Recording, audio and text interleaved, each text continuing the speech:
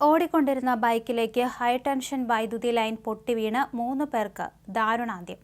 ഉത്തർപ്രദേശിലാണ് അതിദാരുണമായ അപകടം നടന്നത്. ഗോരഖ്പൂരിലാണ് സംഭവമുണ്ടായത്. നഗരത്തിലെ സോൻബർസ മാർക്കറ്റ് പ്രദേശത്തായിരുന്നു സംഭവം. ബൈക്കിൽ യാത്ര ചെയ്യുകയായിരുന്ന യുവാവും 2 പെൺകുട്ടികളുമാണ് മരിച്ചത്. എയിംസ് പോലീസ് സ്റ്റേഷൻ പരിധിയിലാണ് അപകടം നടന്നത്.